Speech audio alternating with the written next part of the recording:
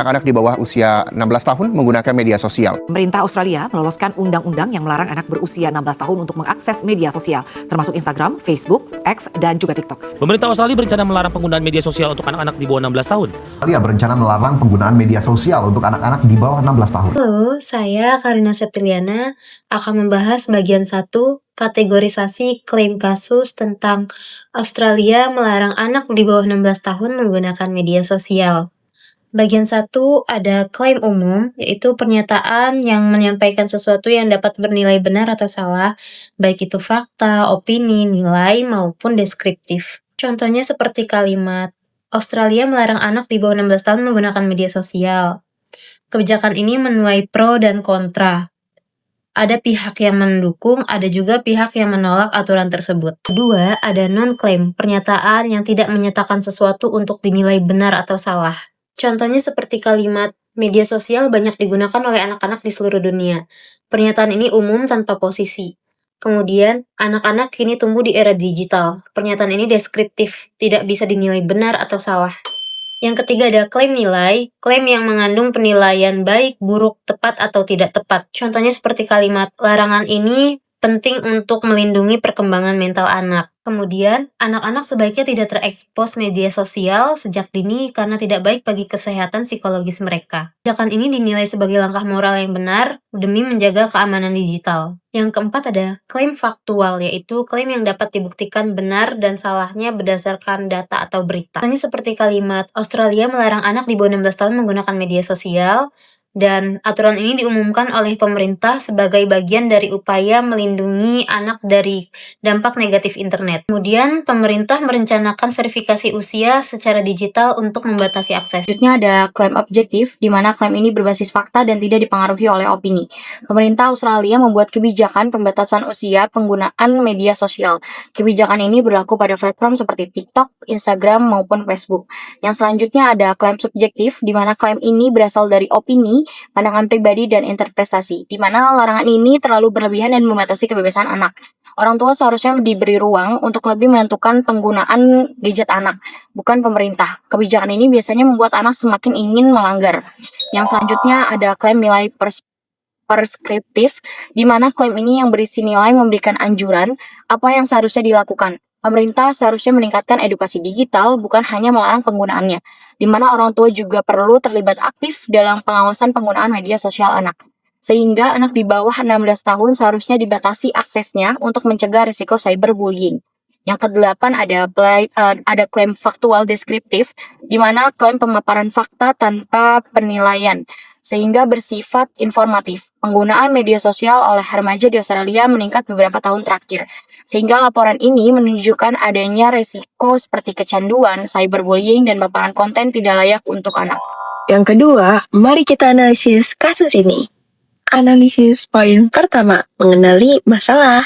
Pemerintah menyadari hal penting, anak-anak kita hidup di lingkungan digital yang terlalu cepat, terlalu intens, dan tidak selalu ramah. Tekanan penampilan, paparan konten dewasa, dan resiko cyberbullying menjadi alasan utama lahirnya regulasi ini. Dan menariknya, Australia meminta perusahaan teknologi untuk ikut bertanggung jawab. Tidak bisa lagi bersembunyi di balik kebijakan pengguna harus jujur soal umur. Sekarang, verifikasi usia wajib dilakukan. Analisis poin kedua, manfaatnya besar, tantangannya pun juga besar. Kebijakan ini memang tampak ideal, tapi ada 2 tantangan besar yang Australia harus hadapi. Pertama, verifikasi usia. Teknologi harus cukup akurat untuk membedakan umur pengguna tanpa harus mengorbankan privasi anak. Yang kedua, ada risiko anak-anak malah berpindah ke platform gelap atau forum tidak resmi yang jauh lebih berbahaya dan tidak diawasi. Poin ketiga adalah evaluasi antara harapan dan juga kebenaran. Secara politik, kebijakan ini mengubah arah global. Pelindungan anak bukan hanya urusan orang tua, tapi juga tanggung jawab platform digital. Namun, keberhasilannya bergantung sepenuhnya kepada teknologi verifikasi usia. Jika teknologinya benar-benar efektif, Australia bisa menjadi model dunia. Jika tidak, kebijakan ini bisa berubah menjadi simbol semata, bahkan dapat mendorong anak-anak untuk ke ruang digital yang lebih menakutkan. Langkah berani telah diambil oleh Australia Dan kini kita menunggu satu hal penting. Apakah perusahaan teknologi benar-benar siap untuk menyelamatkan masa kecil digital? Untuk argumen mendukungnya, dalam kasus ini argumen bersifat larangan.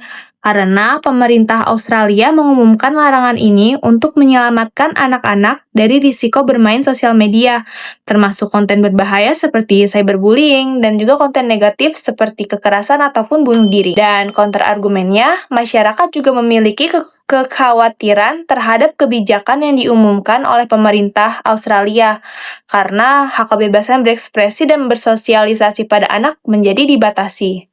Apalagi di zaman sekarang, media sosial adalah hal yang utama untuk sarana komunikasi dan juga informasi. Saya akan menjelaskan silogisme kategoris dalam kasus Australia melarang anak di bawah 16 tahun menggunakan media sosial. Semua pengguna media sosial yang belum cukup umur harus dibatasi aksesnya, terutama anak-anak di bawah 16 tahun itu termaksud pengguna media sosial yang belum cukup umur. Jadi, anak-anak yang di bawah 16 tahun harus dibatasi aksesnya ke media sosial. Halo semuanya, pada bagian ini saya akan menjelaskan tentang argumen deduktif.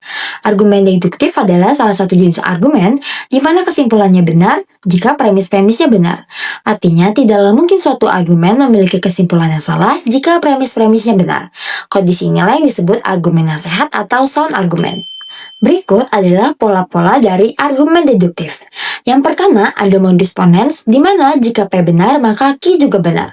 Contoh premisnya adalah, jika seorang berusia di bawah 16 tahun, maka ia tidak boleh bermain media sosial. Seorang anak berusia 14 tahun, kesimpulannya, maka ia tidak boleh bermain media sosial. Yang kedua adalah modus tollens, di mana ini adalah kebalikan dari modus ponens. Jika Q salah, maka P juga salah. Contoh premisnya adalah, jika seseorang ingin menggunakan media sosial, maka ia harus berusia minimal 16 tahun. Seorang pengguna berusia 14 tahun. Kesimpulannya, maka ia tidak diperbolehkan untuk menggunakan media sosial. Yang ketiga ada silogisme disjuntif yang menggunakan pilihan A atau B lalu menolak salah satunya. Contoh premisnya adalah seseorang diperbolehkan menggunakan media sosial jika berusia di atas 16 tahun atau proses verifikasi usianya berhasil. Seorang anak berusia 14 tahun. Kesimpulannya, maka satu-satunya cara untuk memiliki akun adalah proses verifikasi usia yang berhasil. Jika tidak, maka akses harus ditolak. Yang keempat ada silogisme hipotesis yang menggabungkan dua implikasi untuk mendapatkan implikasi yang baru. Contoh premisnya adalah, jika seseorang berusia di bawah 16 tahun menggunakan media sosial, maka mereka akan mengalami tekanan dan resiko. Jika mereka mengalami tekanan dan resiko, maka ini akan mengganggu kesehatan mental mereka. Kesimpulannya, jika seorang anak berusia di bawah 16 tahun menggunakan media sosial, maka ini akan mengganggu kesehatan mental mereka. Yang kelima adalah dilema yang menggunakan dua kondisi dengan konsekuensi. Contoh premisnya adalah, jika seorang anak berusia di bawah 16 tahun tetap memiliki media sosial, mereka beresiko terkena tekanan psikologis dan konten berbahaya. Jika platform gagal memverifikasi usia dan tidak memblokir pengguna anak-anak, maka ia telah melanggar aturan. Kesimpulannya, entah anak terkena tekanan psikologis atau platform terkena konsekuensi hukum. Baik, pada bagian ini, saya akan menjelaskan konsep kausalitas, yaitu hubungan sebab akibat. Dalam konteks penggunaan media sosial, anak berusia 10-15 tahun dianggap sangat rentan terhadap berbagai resiko, seperti cyberbullying, paparan konten seksual atau berbahaya, serta tekanan sosial dari dunia maya. Resiko-resiko ini kemudian memunculkan dampak langsung, misalnya kecemasan, depresi, dan menurunnya kesejahteraan mental pada anak. Karena ada hubungan sebab akibat yang jelas antara paparan media sosial dan dampak negatif tersebut. Maka, pembatasan akses dianggap menjadi salah satu cara untuk mengurangi resiko dan melindungi perkembangan anak. Salah satu contoh kasusnya adalah anak berusia 13 tahun di Melbourne yang mengalami depresi akibat cyberbullying di Instagram. Contoh ini menunjukkan adanya efek langsung antara penggunaan media sosial dan gangguan kesehatan mental pada anak. Selanjutnya adalah penalaran analogi, yaitu membandingkan dua hal yang mirip untuk menjelaskan sebuah kebijakan atau fenomena. Pembatasan media sosial bagi anak dapat dianalogikan dengan pembatasan anak untuk menonton film berperingkat dewasa. Jika media tradisional yang berisiko saja dibatasi, maka wajar jika media sosial yang jauh lebih bebas, cepat, dan sulit dipantau dapat diatur lebih ketat. Dari analogi tersebut, dapat disimpulkan bahwa regulasi ini merupakan bentuk perlindungan yang konsisten dengan aturan konten lainnya. Sebagai contoh, Australia juga melarang anak menonton film kategori MI 15+ tanpa pendamping. Dengan logika yang sama, media sosial yang memiliki resiko lebih besar dinilai perlu pembatasan usia. Kemudian, pada bagian generalisasi, pemerintah menarik kesimpulan umum berdasarkan banyak data dan temuan yang bersifat khusus. Data nasional menunjukkan bahwa mayoritas anak pra-remaja di Australia sudah menggunakan media sosial dan banyak dari mereka pernah menyaksikan atau bahkan mengalami konten berbahaya. Fenomena ini terjadi secara luas, sehingga bukan hanya menjadi kasus individu, tetapi menjadi kasus bersama. Dari pola ini, pemerintah menyimpulkan bahwa diperlukan intervensi yang bersifat sistematik untuk seluruh kelompok usia tertentu. Sebagai contoh, survei Safety Australia menunjukkan bahwa 1 dari 3 anak mengalami cyberbullying. Data inilah yang dijadikan pemerintah sebagai dasar generalisasi bahwa pembatasan usia pada anak perlu diberlakukan. Perkenalkan, saya Davina. Selanjutnya saya akan menjelaskan argumentum et verecundiam. Keliruan ini muncul pada saat ada yang ngeklaim bahwa benar karena divalidasi oleh figur yang terkenal, walau figur tersebut tidak memiliki keahlian khusus dalam isu tersebut. Misalnya, menolak kebijakan karena mendengar pernyataan dari tokoh teknologi yang tidak kompeten dalam psikologi perkembangan. Padahal dari data WHO yang menjelaskan sekitar 1 hingga 7 remaja sudah mengalami kesehatan mental karena penggunaan media sosial. Lalu selanjutnya ada argumentum et misericordiam yang menjelaskan keliruan ini memanfaatkan rasa kasihan karena agar dapat mengalihkan perhatian dari bukti nyata empiris. Contohnya, mengeklaim larangan yang ditolak karena anak kesepian atau memang karena butuh media sosial. Argumen ini menghiraukan e-safety komisioner bahwa 60% anak dari usia 8 hingga 15 tahun sudah mengalami cyberbullying yang didasarkan dari data AIHW yang menunjukkan 40% anak menggunakan media sosial lebih dari 3 jam per hari yang meningkatkan resiko depresi.